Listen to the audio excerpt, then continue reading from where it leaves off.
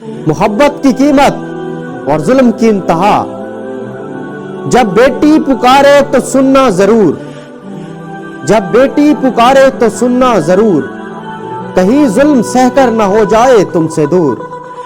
अस्सलाम वालेकुम नाजरीन, LSN न्यूज के साथ मैं हूं आपका मेजबान डॉक्टर खिजर हयात। डस्का की मट्टी आज खून से शर्मिंदा है।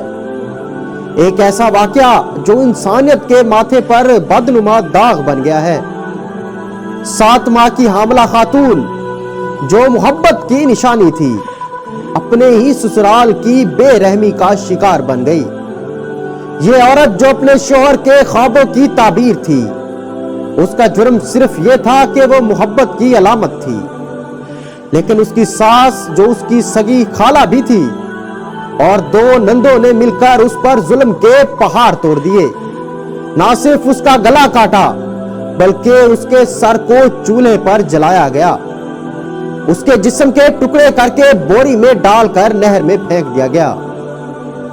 इसके शोहर जो बैरून मुल्क में मजदूरी करके अपनी बीवी और बच्चों के बेहतर मुस्तकबिल के लिए मेहनत कर रहा था, उसको यह खबर दी गई कि उसकी बीवी किसी के साथ फरार हो गई है। लेकिन हकीकत कुछ और ही थी। हकीकत इतनी तलख कि कलेजा फट जाए। ये जुल्म हमें ये सोचने पर मजबूर करता है कि माशरे में मोहब्बत को किस कदर सजा दी जाती है। एक औरत जो मां बनने वाली थी, उसका यूं बेदर्दी से कत्ल होना माशरती जवाल की अलामत है। ये कहानी ना सिर्फ एक खानदान की बर्बादी की है बल्कि पूरी इंसानियत के लिए लम्हा फिक्रिया। हमें सोचना होगा कि कब तक ये जुल्म जारी रहेगा, कब तक मासूम जिंदगियों को अना और नफरत की भेंट चढ़ाया जाएगा।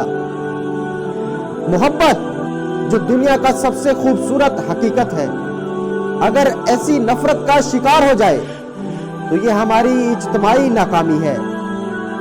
आए दुआ करें कि ऐसी कहानियां दोबारा ना दोहराई जाएं और इंसाफ के तकाजे पूरे किए।